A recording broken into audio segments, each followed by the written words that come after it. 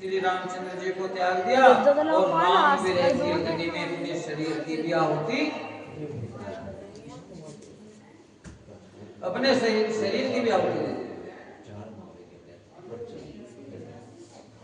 निरख भय नहीं वचन प्रिय नहीं प्रिय प्राणा करहु तात पितु वचन प्रवाना करहु शीश धरी भूप रजाई यही तुम कहें सब भांति भलाई। राजा को वचन प्रिय थे, पहले लिखा नहीं जाता था, अब तो लोग कहते देखे ये लिखा हुआ कहाँ है। उन्होंने लिखा नहीं है, उन्होंने तो अकस्मात कह दिया कि 2 वचन तुम्हारे कभी हो नहीं। और फिर उसी रीति के हिसाब से रघुकुल रीति सदा चली आई, प्राण जाऊं पर वचन ने जला।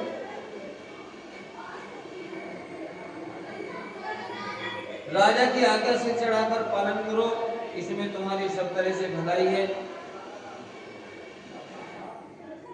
और परस राम पितु आज्ञा राखी, उदाहरण दिया, फिर उदाहरण दिया, मारी मात लोक सब भाषी तने जाते जो बन भयो पितु आज्ञा अगे अज सुन भयो।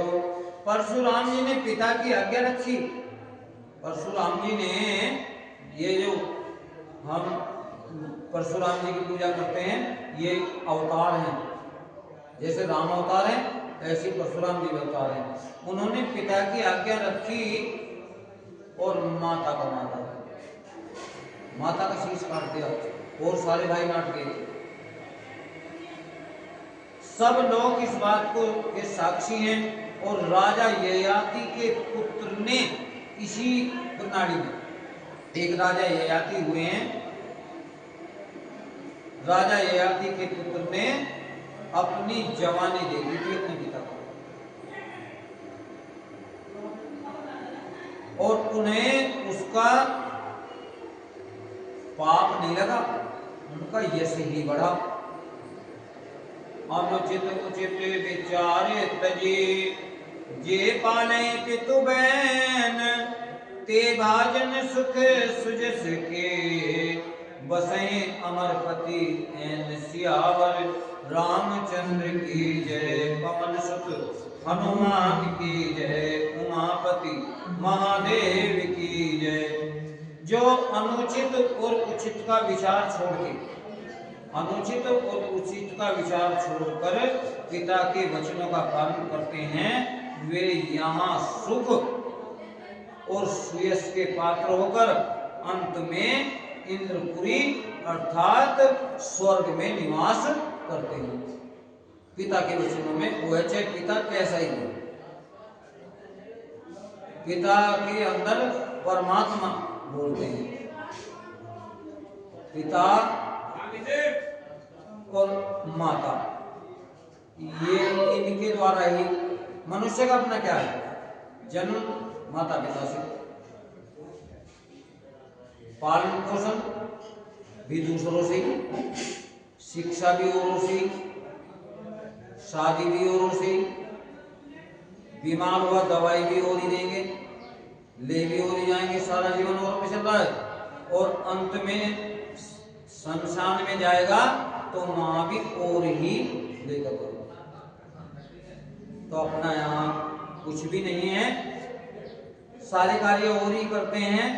और लेकिन घमंड इतना बना रखा कि मैं लघु जीवन संवत पंचदशा कल्पांत में नाश गुमान सा, छोटा सा 10-5 साल का जीवन है और इसमें गुमान इतना है कि मेरा कर्म के अंत में भी मैं नहीं मिलूंगा। यही तो मराठा है, उसको होते देते चले, हम तो ऐसे ही रहेंगे। तो वह जो पिता की आज्ञा का पालन करता है, यहाँ भी सुख भोगता है। आपने देखा भी होगा, जो पिता की आज्ञा में चल रहा है यहाँ भी सुख भोग रहा है, उसे कोई फिक्र चिंता नहीं है। उसके ऊपर छत्र छाया पिता की है। और उनका हाल देखो, जिनके सिर पे पिता की छत्र छाया नहीं रहती, उनका क्या हाल होगा, बहुत बड़ा अंतर आ जाता है। तो यहाँ सुख भोग कर इंद्रपुरी में निवास करते हैं।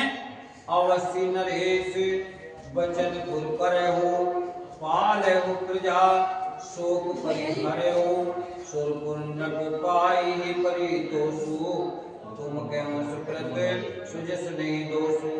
राजा का वचन अवश्य सत्य करो, शोक त्याग दो और प्रजा का पालन करो। ऐसा करने से स्वर्ग में राजा संतोष पावेंगे और तुमको पुण्य और सुंदर यश मिलेगा, तुम्हें दोष नहीं लगेगा। वेद विद सम्मत सभी का जे पितु देशो पावे टीका करहु राज परिहरहु गलानी मानहु मोर वचन हित जानी। यह वेद में प्रसिद्ध है और स्मृति पुराण आदि सभी शास्त्रों के द्वारा सम्मत है कि पिता जिसको दे, पिता ये परंपरा चली आ रही है कि पिता जिसको दे वही